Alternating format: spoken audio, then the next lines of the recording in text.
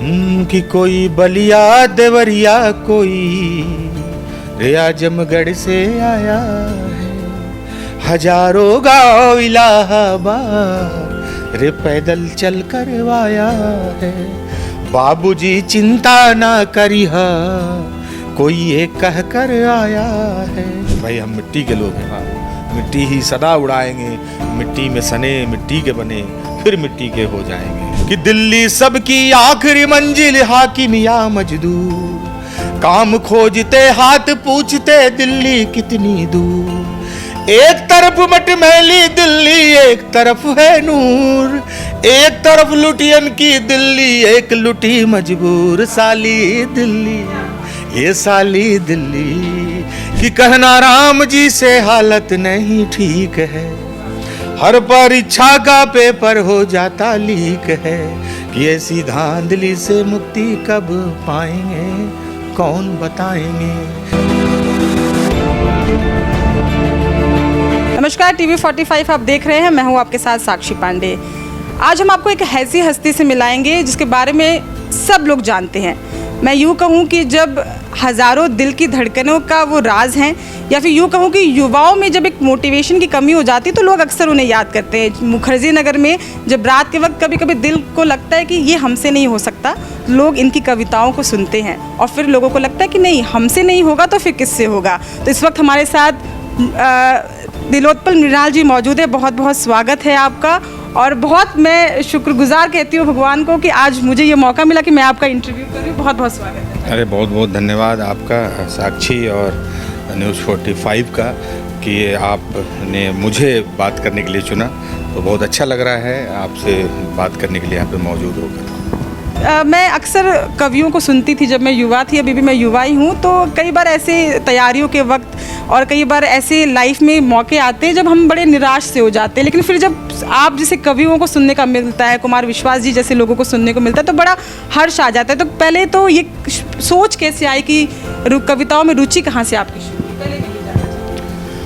ये ऐसा कुछ नहीं है, इसको आप संयोग मानिए। इन सब चीज़ों को मैं संयोग मानता हूँ कि भाई थोड़ा बहुत घर से अगर माहौल रहता है कि आप बचपन में किस्सा कहानियाँ अगर सुनते हैं घर में घर वालों से। आजकल के बच्चे बड़े अभागे हैं जिनको उसके दादा नाना या नानी दादी या पिता माता कहानियाँ नहीं सुनाते हैं। वो पीढ़ी बहुत भाग्यशाली है जो कहानियाँ सुन के बड़ी हुई है। जिनको कहानियाँ सुनने की आदत रही है वो आगे चल के कहानियाँ लिखते हैं, इबारत लिखते हैं। तो वही रहा गांव का जीवन है। गांव के जीवन में घर में पिताजी से कहानियाँ सुनी, दादा से सुनी, नानी से सुनी, तो वही एक रुचि जो है बाद में जाके एक लेखन के तौर पे बदला और फिर उपन्यास लिखने लगा और कविताएं लिखने लगा। तो यही है। कि आज के जो युवा हैं उनके अंदर ये देखने को नहीं मिलती है, इसलिए वो रील वाले युवाओं पे आपने जो कविता लिखी थी वो बड़ी मज़ेदार थी और वो आज भी लोग कहीं ना कहीं गुनगुनाते हैं और उनके अंदर एक वो खुशी का माहौल आ जाता है। तो मैं वो आपसे एक पहले तो सुनना चाहूँगी, रील बनाने वाले लड़के जो आपकी कविता है। हाँ, ये है युवाओं को लेकर। हालांकि मैं एक बात आपको कहूँ कि युवाओं को लेकर थोड़ी सी इस बात को लेकर एक पूर्वाग्रह रहता है कि युवा है तो आज के वो पिछली चीज़ों को नहीं जानता होगा। आज की ज़मीन पर खड़ा है लेकिन वो लगता है कि ज़मीन पर खड़ा है लेकिन हवा में होगा। वो अपने आसपास के समाज को नहीं देख रहा होगा, वो अपने आसपास की राजनीति को नहीं समझ रहा होगा। अक्सर ये परसेप्शन बना लेते हैं हम लोग, लेकिन ऐसा नहीं है। जिस देश में 70-80% युवा हों, वहाँ आप खुद अपनी युवा के बारे में अगर हम ऐसा अगर रखें ऐसी सोच कि युवाओं को नहीं समझ में आ रहा है, तो ये थोड़ा सा इसको बदलने की ज़रूरत है। मैं बच्चों के बारे में ज़्यादा चिंतित हूँ। यानी कि जो आज के दिन में जो 2 साल 3 साल के बच्चे हैं, जो जाके 15 साल 20 साल के बाद युवा होंगे, उनके लिए चुनौतियाँ ज़्यादा हैं। आपका वो मैंने एक बात सुनी है कि आजकल बच्चे नहीं, आजकल सब्सक्राइबर पैदा हो रहे हैं। तो युवाओं के लिए तो अभी भी खतरा कम है। खतरे की घंटी है जो सब्सक्राइबर पैदा हो रहा है, जो बेल बटन और घंटा लेके जन्म ले रहा है ना। तो वहाँ से वो बात, तो मैंने रील बनाने वाले लड़के एक कविता मेरी थी, वो तंज नहीं था बल्कि ये था कि हर पीढ़ी को लगता है कि मेरी पीढ़ी सबसे अच्छी थी, मेरा समय सबसे अच्छा था। और ये होता भी है कि भाई जो पिछली पीढ़ियों के कुछ मज़े थे वो मिसिंग है आज के समय में। तो उसको लेके एक गीत था मेरा, स्कूल की दीवारों पर जा दिल बनाने वाले लड़के, अरे चलती तीर को हंस के अपने दिल पर खाने वाले लड़के, और उड़ती तीर भी खुद पर लेके लड़ भिड़ जाने वाले लड़के। पर दिल टूटे तो बिस्तर पर ही झील बनाने वाले लड़के, उस दौर का जादू क्या जाने ये रील बनाने वाले लड़के। तो कुछ है मिसिंग जो हर पीढ़ी को लगता है कि भाई वो मिस कर रहे हैं ना, तो इसको लेके था। लेकिन युवाओं के बारे में हमें इस सोच को बदलना होगा कि वह कुछ नहीं समझता है। अभी चुनाव होने वाला है, अभी सबसे बड़ी भागीदारी सरकार को बनाने में युवाओं की होगी, है ना। तो इतनी जिम्मेदारी का काम अभी युवाओं के सीधे सामने पड़ा हुआ है, तो युवाओं को लेकर मैं। अच्छा, लोकसभा चुनाव भी है और चुनाव में भी आप बहुत चर्चित रहते हैं, क्योंकि अभी कुछ दिन पहले ही आपने चुनाव में भी कुछ अच्छी कविताएं और कुछ अच्छी चीज़ लिखी थी। तो क्या लगता है, सरकार आने वाली है और जब से सबसे ज़्यादा अगर वोट परसेंटेज देखा जाए तो युवा ही कहीं ना कहीं सरकार गिराने का काम भी करते हैं तो बनाने का भी काम करते हैं। तो उन युवाओं को लेके या फिर लोकसभा चुनाव इसको लेके कुछ पंक्तियाँ दर्शकों के लिए। मैं एक बात आपको कहना चाहता हूँ जो शायद आपको सामान्य तौर पर कम सुनने को मिलेगा। इस देश में जनता सरकार बना रही है, बड़ी मुश्किल है कि सरकार गिराए। जनता जागरूक वो होती है जो बनाए और गिराए। लेकिन इंदिरा जी के समय पे ये बात कही जाती कि युवाओं ने ही कहीं ना कहीं उन्हें ये करके दिखाया था, तो वो युवा आज भी याद किए जाते हैं जो आज के युवा हैं उनके साथ। बिल्कुल, आपने अच्छा उदाहरण लिया। इंदिरा जी के समय में ऐसा हुआ, सरकार बनी, गिरी। तो ये जो हम एक इस्तेमाल करते हैं, इसको हम लोगों ने एक लोकोक्ति समझ लिया है कि जनता सरकार बनाती और गिराती है। लेकिन आज में जनता सरकार बनाती है, लेकिन जनता क्या इतनी जागरूक है कि वो हुकूमत को जब चाहे गिरा दे और जब चाहे सरकार बना दे। तो वहाँ से लेकर थोड़ी समस्याएं हैं। हम असल में अब नागरिक नहीं रहे, हम सब एक कार्यकर्ता हैं। नागरिक होना अलग मुद्दा है, वो अलग बोध है। कार्यकर्ता आना अलग बोध है। हम सब के हाथ में किसी न किसी पार्टी का, ये हमारा जो हाथ है ये किसी न किसी नेता का लाठी है और इसमें किसी न किसी का झंडा है। तो जब कलाकार भी, लेखक भी, कलाकार भी, यहाँ तक कि किसी भी क्षेत्र का जो प्रभाव डालने वाला व्यक्ति हो, जब सब कार्यकर्ता के रूप में बदल जाए तो फिर राजनीति अराजक हो जाती है, एक तरफा भी हो सकती है और कुल मिला के लोकतंत्र कमजोर हो जाता है। तो हमें ये सोचने की जरूरत है कि हम नागरिक के तौर पर कब किसके साथ खड़े होंगे।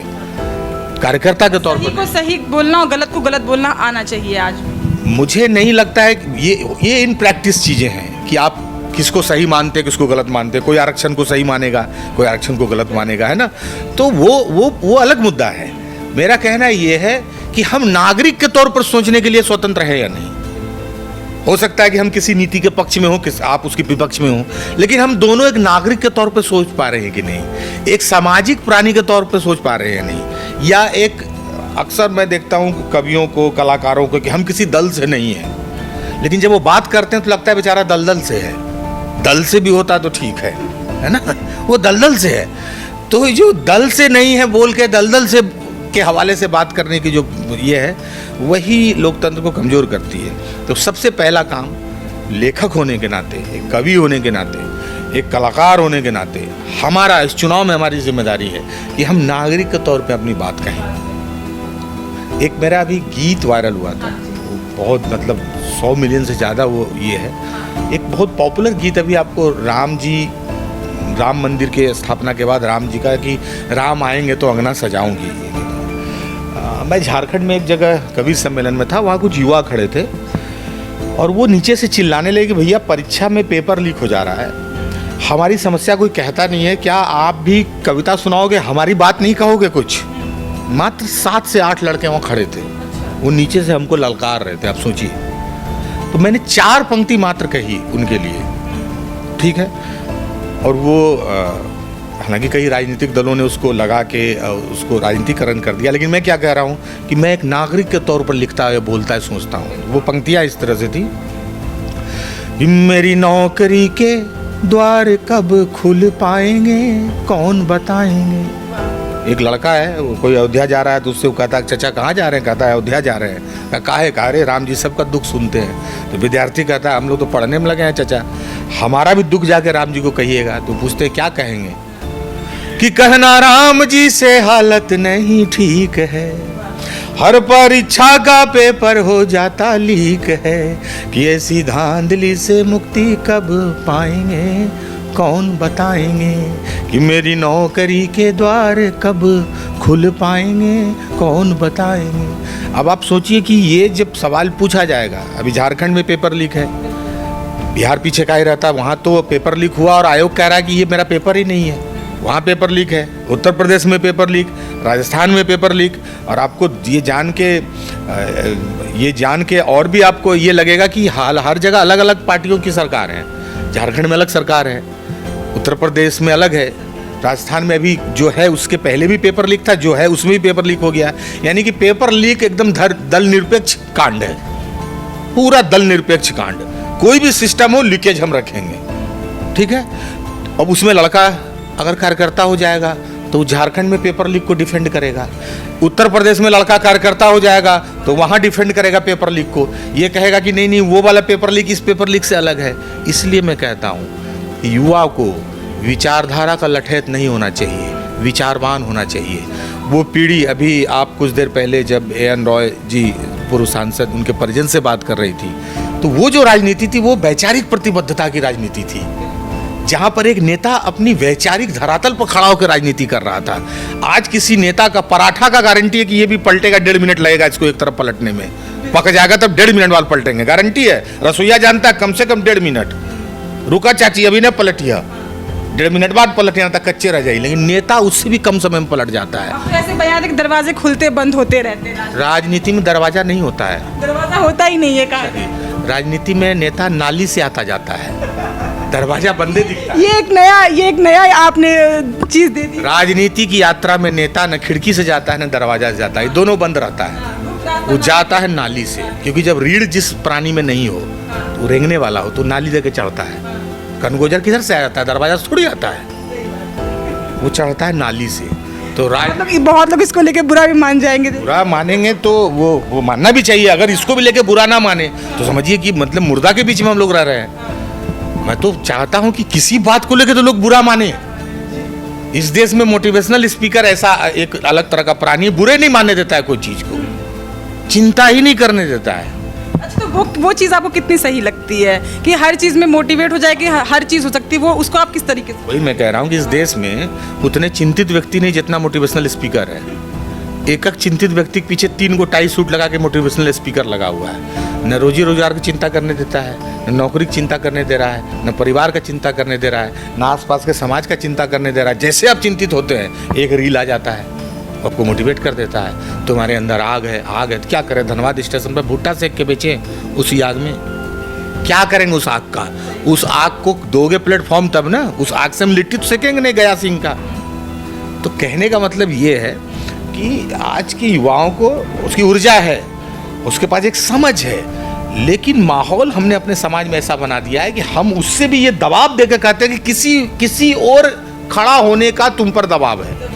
सोशल मीडिया पर कोई बात रखेगा तो तुरंत उसके मायने निकालने जाएंगे। अगर वो ईद की फोटो लगा देता है तो कहा जाएगा सनातन विरोधी है। अगर वो रामनवमी की फोटो लगा देता है कहता है देखो धर्मनिरपेक्षता का विरोधी है। अगर अभी लाल रंग का गमछा लगा के हम पूजा करने चल जाए तो कल हम कोडरमा में कम्युनिस्ट का प्रचारक हो जाएंगे। अभी हरा लगा लेंगे तो कहेगा दुमका में JMM का प्रचार करके आ रहा है। और भगवा लगा के मान लीजिए देवघर पूजा कर लेंगे, लगता है कि बीजेपी में चले गया। जहाँ गमछा और कपड़ा के रंग से आपका वैचारिक प्रतिबद्धता तय होने लगे, वहाँ पर राजनीति में युवा क्या सोच के खड़ा होगा, अपनी किस वैचारिकी के आधार पर खड़ा होगा। इसीलिए मैं कहता हूँ विचारधारा का वेल बह चुका है। अब इस मुल्क की राजनीति में या यहाँ की वैचारिकी में इतना पानी है ही नहीं जिसमें विचारधारा का वेल तैर सके और अपने वजन के साथ तैर सके। सब सूख चुका है। इसलिए गमछे से याद है कि अक्सर आप वीडियो में गमछा लिए दिखते हैं या गमछा बांधे दिखते हैं, उसके पीछे की एक क्या कहानी है? वो जानबूझ के मैं ऐसा करता हूँ। मेरे साथ एक घटना हुई थी, बहुत चर्चित रही थी। मुझे दिल्ली में एक 5 स्टार होटल में गमछा में माथे पर संयोग से, मैं दिल्ली के CP में एक कार्यक्रम, पूर्वांचल का एक कार्यक्रम था, उसको करके मैं जा रहा था, तो मैंने गमछा ऐसे लपेटे हुआ था, सफ़ेद रंग का जो 30-40 रुपया वाला गांधी मैदान में जो मिलता है, जो हर पार्टी कार्यालय के सामने जो गमछा मिलता है वाइट वाला, उसी को मैं ओढ़ के ऐसे एक होटल में जा रहा था। मुझे रोक दिया कि आप इसको उतार लो तब अंदर जाओ, ये अच्छा नहीं लग रहा। अच्छा, उनके खुद के कुछ स्टैंडर्ड्स रहे? नहीं रहे, उनके दिमाग में था, ऐसा कुछ लिखा हुआ तो था नहीं कि भारतीय और कुत्ते यहाँ पर अलाउड नहीं है, ऐसा तो पहले लिखा जाता था, अब तो लिखा नहीं जाता है, लेकिन दिमाग में तो रहता है, एक बोर्ड यहाँ तो टंगा रहता है। तो उन्होंने रोक दिया मुझे। तो मैंने, जो होता है एक सामान्य युवा जो झगड़ा करता है, थोड़ा हल्ला करता है, दो आदमी समझाता है, तो मेरे साथ भी वही हुआ। लेकिन जब मैं अंदर चले गया और जब मैं खा के निकला बाहर, तो मुझे लगा यार ये घटना तो मामूली है, और चूंकि मैं भी मामूली आदमी हूँ और मेरे जैसा रोज यहाँ मामूली आदमी आएगा, इसलिए इसको मुद्दा बनाता हूँ मैं। अगर मैं कोई बड़ा आदमी होता तो मेरा एक ईगो होता, ईगो को फिर सेटिस्फाइड करने का तरीका होता है, सॉरी बोल दीजिए, है ना, माफ़ी मांग लीजिए, फिर आपका ईगो सेटिस्फाई। तो मैं दिल्ली के मेयर का लड़का तो था नहीं, ना ही मैं उत्तरी पूर्वी सांसद का भतीजा था। मुझे लगा यहाँ रोज़ एक आदमी इस तरह का आएगा और कहाँ कहाँ इस तरह का भेदभाव करता होगा। अब मैंने ज़िंदगी में पहली बार एक्चुअली भेदभाव समझा, क्योंकि मैं संयोग से सवर्ण हूँ, उसमें भी पंडित हूँ। तो मुझे तो मैंने देखा है बचपन से, सर 3 तरह का गिलास होता है, एक में चिन्हा लाल रंग का लगा रहता है जो बाहर वाला पिएगा, एक में हरा लगा रहता है जो और कोई पिएगा, एक वो प्लेन रहता है वो अलग पिएगा। ये समाज में हम लोग देखते आए थे, लेकिन यार भेदभाव हम समझते नहीं थे। किताब में पढ़ते थे समाज विज्ञान में, है ना, भेदभाव छुआछूत ये होता है, उसको फील कभी नहीं किए थे जीवन में। उस दिन कुछ सेकंड में मुझको छुआछूत समझ में आ गया, और तब मुझे ये भी समझ में आया कि जो जातीय आधार पर छुआछूत होता होगा वो कितना खतरनाक होता होगा। जब कपड़ा के आधार पर छुआछूत को मैं बर्दाश्त नहीं कर पा रहा हूँ, मेरा पैर हाथ कांप रहा है, मुझे पसीना आ गया है, मुझे गुस्सा भी आ रहा है, तो वो छुआछूत कैसे संभालता होगा समाज। तो मुझे लगा इस पर बोलना चाहिए, और वही फिर मीडिया का समर्थन रहा। मैंने वो बात आके रात को 12 बजे फेसबुक पर डाला, और 1:30 बजे तक नोएडा की कई बड़े मीडिया हाउस मेरे पास मौजूद थे मुखर्जी नगर में, और सुबह से उस होटल में युवा जाना शुरू किया गमछा लगा के। ट्रेंड बन गया, कहीं ना कहीं ट्रेंड बन गया। क्योंकि अगर आप यूपी की सड़कों पे, बिहार की सड़कों पे अगर आप देखेंगे तो आप गमछा, क्योंकि हमारे कहीं ना कहीं भारतीय समाज में को पहले से रहा है। अभी आप देखिए सौरभ द्विवेदी जी बड़े अच्छी तरह से गमछा लपेट के रिपोर्टिंग करते हुए कहते हैं ये मेरी शान है। तो अब गमछा, तो मेरे मन में ये सवाल था कि गमछे के पीछे क्या, वो जो घटना थी उसके पहले गमछा आपको दिखता नहीं था मेन स्ट्रीम टीवी स्क्रीन पे, है ना, हेड टॉप टोपी दिखता था, टाई दिखता था, वो नहीं दिखता था। उसके बाद बिहार में तो सड़कों पर लड़कों ने गमछा लेके आंदोलन किया। मैं उस वक्त ट्विटर पर भी नहीं था, 18 की बात है ये। 1 लाख ट्वीट हुए एक दिन में, ट्रेंड किया गमछा, ठीक है, और विदेशों से भी कई वो आए कि गमछा लेके ऐसा हुआ, मतलब मुद्दा नेशनल मीडिया बना, कई अखबारों ने अपने मुख्य पृष्ठ पर छापा, न्यूज़ है यूट्यूब पर, सारे न्यूज़ अभी भी हैं। उसके बाद उस होटल वाले ने माफ़ी मांग के क्या कहा कि मेरा स्टाफ गमछा डाल के अब सर्व करेगा चीज़ों को, तो जाके ये कहीं ना कहीं ये चीज़ देखिए एक बड़ी कहानी सामने निकल के आई। मैं बता दूं दर्शकों, क्योंकि मैं अक्सर मन में विचार करती थी, मैं आपकी वीडियोस जब देखती थी कि गमछा मुझे नजर आता था, और मेरा मन था कि जब मैं आपसे पूछूंगी जरूर कि इस गमछे के पीछे की कहानी क्या है, तो 1-2 लाइन और हो जाए कि कुछ युवाओं के लिए, क्योंकि एक वो इलाहाबाद चल के आए युवा वाले, कोई देवरिया से आया है, वो वाली लाइनें आप कुछ सुनाएं। वो एक बहुत बड़ा मशहूर गीत है जो सामान्यतः यूपीएससी की तैयारी करने वाले लड़के लड़कियां गाते हैं। ये गीत तो इलाहाबाद पर है, लेकिन उसका जो फील है वो इंडिया में कहीं भी कोई विद्यार्थी पढ़ रहा है तो उसको छूता है। वो गीत है, सबसे ज़्यादा सिविल की तैयारी करने वाले छात्र जो हिंदी माध्यम के, वो इलाहाबाद आपको दिखेंगे, पटना, और वहाँ पर बिहार झारखंड के भी काफ़ी युवा पढ़ाई करने जाते हैं। उसको हम पूरब का ऑक्सफोर्ड कहते हैं, इलाहाबाद विश्वविद्यालय को। तो वहाँ का एक गीत था मेरा कि कोई बलिया देवरिया कोई रे आजमगढ़ से आया है, हजारों गाँव इलाहाबाद रे पैदल चल कर आया है। बाबूजी चिंता ना करिहा कोई ये कह कर आया है, कई बेटियों का हौसला भी बाप से लड़कर आया है, कई गाँवों का गुलमोहर साख से झड़कर आया है।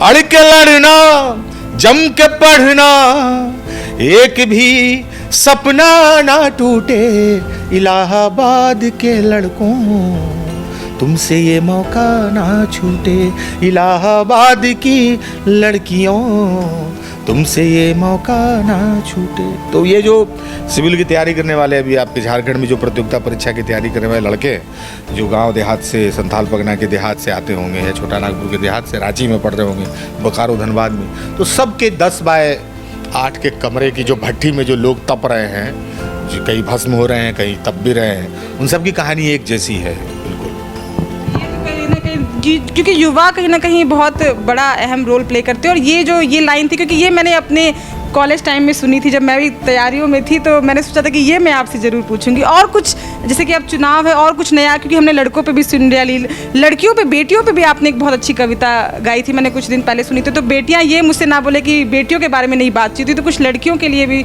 सुनाइए जो कुछ उनके ऊपर भी लिखा हो आपने। एक गीत है मेरा, इसको एक राजनीतिक दल ने नारा भी बनाया था, वो गीत है एक,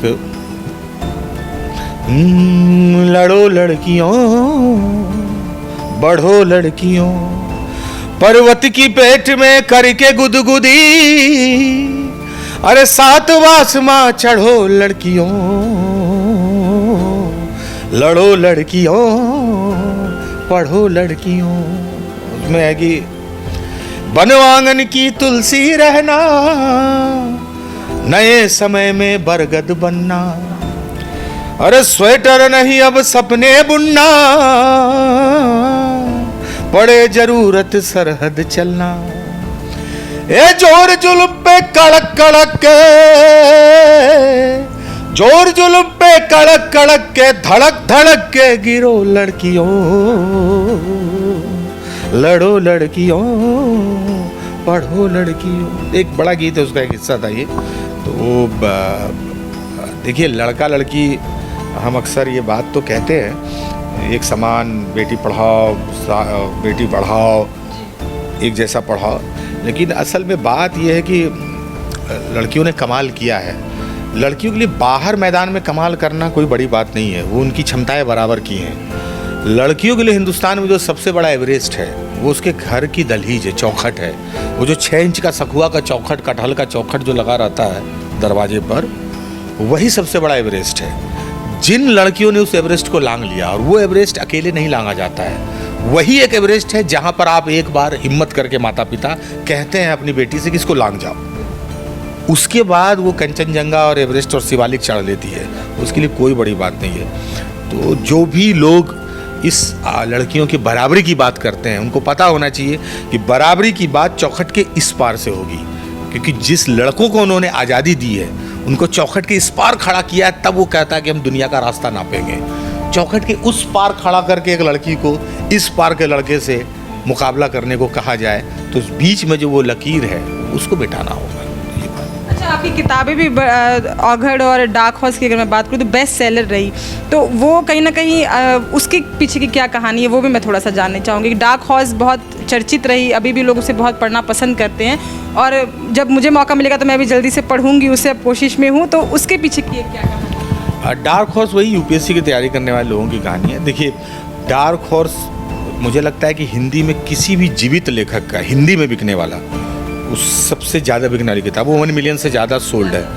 और वो किताब मेरा भाग्य है, उसी किताब के कारण मैं लेखक के तौर पर यहाँ मौजूद हूँ। उस किताब से मुझे साहित्य अकेडमी अवार्ड मिला, वहाँ से 2016 का युवा अवार्ड। ऐसा कभी होता है, बड़ा कैजुअल सा सवाल है, कभी पीछे मुड़ के देखे तो लगा कि अरे हमने ही लिखा है, इतना अच्छा लिख दिया, कभी ऐसा भी महसूस होता है? नहीं, मुझे अच्छा लिखने का महसूस नहीं होता है, और वो अच्छा है भी नहीं है, ये एक लेखक को कहना भी नहीं चाहिए। तब तो फिर आलोचना की विधि खत्म हो जाएगी साहित्य से, अगर लेखक ये सुना देगा अपना निर्णय कि मैंने अच्छा लिखा। लेकिन ये जरूर है कि उस किताब ने हिंदी की पठनीयता का सारा मिथक तोड़ दिया। आप किसी भी हिंदी के लेखक से मिलिए जाके, उसका एक रोना है कि पाठक नहीं है। उस किताब ने बता दिया कि हिंदुस्तान में लाखों पाठक खड़े हैं हिंदी पढ़ने के लिए। मैं जो नीचे से लेके ऊपर तक मैंने यहाँ तक जो भी पढ़ना है, ये मैं किताब की रॉयल्टी से पढ़ता हूँ। कहने का मतलब ये है, हालांकि ये कहने की बात इसलिए है आज के समय में कि आपके मार्फत भी लोग जान पाएँ कि हिंदी में लिखना भी एक व्यवसाय है, पेशा है, करियर है। अंग्रेजी के लेखक हिंदुस्तान में अपनी नौकरी छोड़ के लेखन में आ रहे हैं, चेतन भगत हों या अमीश त्रिपाठी हों है ना, वो कैरियर बनाने आ रहे हैं। मतलब हिंदी का कोई आदमी लिख रहा है तो उससे पूछा जाता है कि तो लिखते हैं भैया और कुछ करते हैं कि नहीं, आपका कैसे चलता है। तो ये बताना बहुत ज़रूरी है एक लेखक के लिए हिंदी में, कि हिंदी में लाखों पाठक हैं जो हिंदी पढ़ रहे हैं। जब से ऑनलाइन मार्केटिंग आया है, जब अब किताब भाई धनबाद में पहुंचना आसान हो जाएगा, क्योंकि रेलवे स्टेशन से किताबें बिकनी बंद हो गई हैं, व्हीलर बंद हो गया तो किताबें वहाँ नहीं मिलती है। लेकिन अब फ्लिपकार्ट और अमेज़ोन किताबें पहुंचा रहा है, तो अब कोई देहात में भी जो है कि बैठा हुआ आदमी होगा तो वो वहाँ पर अपनी किताबें मंगा सकता है। तो इसने पठनीयता का विस्तार किया डार्क हॉर्स ने, और डार्क हॉर्स के बाद मैंने ओघड़ लिखा, फिर तीसरी किताब लिखी यार जादूगर, और संयोग से पाठकों के प्यार से, स्नेह से मुझे एक लेखक के तौर पर पहचान मिली और मेरी किताबें बिक तो रही हैं, और अलग अलग विषयों पर लिख रहा हूँ। डार्क हॉर्स सिविल की तैयारी करने वाले लोगों की कहानी है, ओघड़ 21वीं सदी के गांव का तस्वीर है। आप यूँ कह सकते हैं कि जहाँ गोदान में कहानी खत्म होती है कि भारत का गांव कैसा होगा, तो 21वीं सदी में वो गांव कहाँ है, वो किसानी कहाँ है, वो सामंत कहाँ हैं, वो ज़मींदारी कहाँ है, लड़कियों की दशा क्या है, लड़कों की दशा क्या है, बेरोजगारी की दशा क्या है, राजनीति कहाँ है ना, वो कहानी ओघड़ है। यार जादूगर जीवन और मृत्यु की जटिलता पर एक उपन्यास है। अब चौथा उपन्यास भी लेके आ रहा हूँ। जल्दी से कब उसका लॉन्च हो रहा है? 6-7 महीने में। थोड़ा किताब फिल्म की तरह तो होता नहीं है जिसको एक टेक्निकल टीम तैयार करती है और एक अंदाज़ा बताया जा सके। किताब बरगद का पेड़ है, तो थोड़ा पानी, हवा, पानी, आंधी तूफान के बाद हमें थोड़ा इंतजार करना पड़ेगा। कुछ मतलब कोशिश है इस साल ले आने की कोशिश, इस साल कोशिश है। और कुछ कविताएं, कुछ धनबाद अब आए हैं पहली बार, मतलब धनबाद अभी हमसे अब मुलाकात हो रही, तो कुछ ऐसा सुनाइए धनबाद वासियों के लिए, प्यार लुटाइए। शाम को लुटाएंगे वही, कुछ हमारे चैनल पे भी अभी लुटा दीजिए। आपके चैनल में सुनाया यही सारी गीतें। कुछ और ऐसी कविता जो आपके दिल के बहुत करीब हो, आपसे बहुत जुड़ी हुई रही हो, जो अपने शुरुआती दौर की हो या कभी भी। आज मेरा एक गीत लॉन्च हुआ है अभी 2 घंटे पहले। गीत है ये साली दिल्ली। ये तो मैंने सुना आपकी। तो ये साली दिल्ली, इसमें दिल्ली जो है एक टोन आपको लग रहा होगा, एक अलग स्वर आ रहा है, ये साली दिल्ली कैसा गाना है। इसमें दिल्ली जो है वो हमारे आकांक्षाओं का प्रतीक है। दिल्ली मतलब राजधानी, दिल्ली मतलब संसद, दिल्ली मतलब सब कुछ दिल्ली, वहीं से तय होना है। कितना रुपया किलो चावल। उन्होंने एक बात कहा करती थी, कह रहे दिल्ली नौकरी करते हैं क्या, तो वो एक मन में भी होता है ना, कह रहे दिल्ली नौकरी करते हैं क्या, वो वाली भी चीज़ आ जाती है। तो उसका एक छोटा सा हिस्सा सुनाता हूँ। ये गीत है ये साली दिल्ली, ये साली दिल्ली, टीनेज में आया था खा गई जवानी दिल्ली, ख्वाब हुए जाते खंडहर जैसे पुरानी दिल्ली, साली दिल्ली, ये साली दिल्ली। उसमें एक पंक्ति है कि दिल्ली सबकी आखिरी मंजिल, हाकिम या मजदूर, काम खोजते हाथ पूछते दिल्ली कितनी दूर, एक तरफ मटमैली दिल्ली, एक तरफ है नूर, एक तरफ लुटियन की दिल्ली, एक लुटी मजबूर, साली दिल्ली, ये साली दिल्ली, ये साली दिल्ली, ये साली दिल्ली। तो ये गीत है, पूरा गीत YouTube पर है, अभी आया ये 2 घंटे पहले। तो उम्मीद है बहुत ढेरों प्यार मिलेगा। एक वो मिट्टी वाली भी आपकी पंक्तियाँ थी, मैं आपको थोड़ा परेशान कर रही हूँ, लेकिन वो भी मैं आपसे सुनना चाहूँगी। एक मिट्टी की एक पंक्तियाँ थी, कुछ हम बिहार की मिट्टी के लोग, कुछ इस तरह की पंक्ति। एक गीत था मेरा, वो भी बहुत दिल को छू जाता है।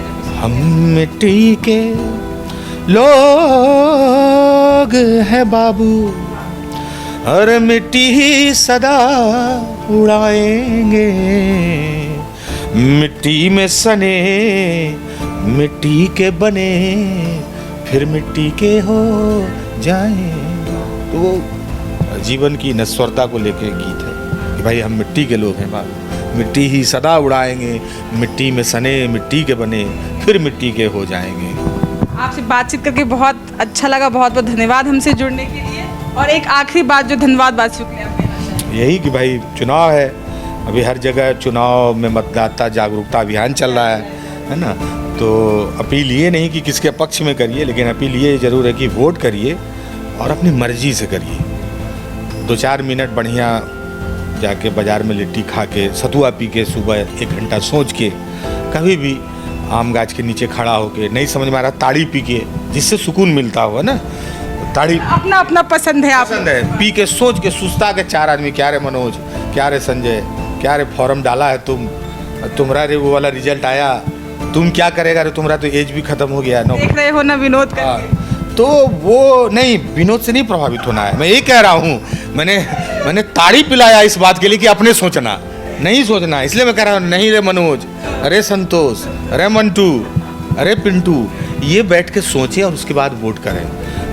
क्योंकि आपने भी एक आंकड़ा देखा होगा कि हिंदुस्तान में जो 100% बेरोजगारी अगर हो, मतलब बेरोजगारी का 100%, उसमें से 83% बेरोजगार कौन है?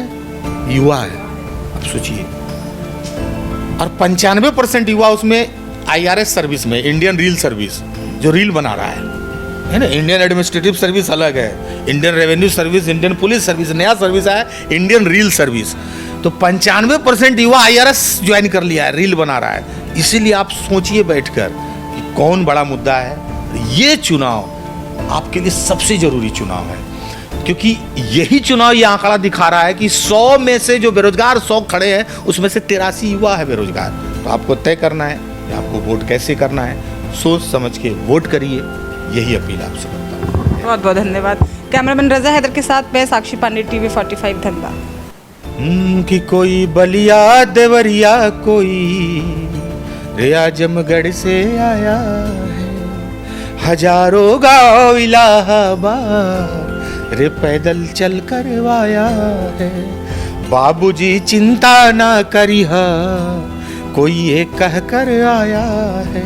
भाई हम मिट्टी के लोग हैं, मिट्टी ही सदा उड़ाएंगे, मिट्टी में सने मिट्टी के बने, फिर मिट्टी के हो जाएंगे। कि दिल्ली सबकी आखिरी मंजिल, हाकिम या मजदूर, काम खोजते हाथ पूछते दिल्ली कितनी दूर। एक तरफ मटमैली दिल्ली, एक तरफ है नूर, एक तरफ लुटियन की दिल्ली, एक लुटी मजबूर। साली दिल्ली, ये साली दिल्ली, कि कहना राम जी से हालत नहीं ठीक है, हर परीक्षा का पेपर हो जाता लीक है। कि ऐसी धांधली से मुक्ति कब पाएंगे, कौन बताएंगे।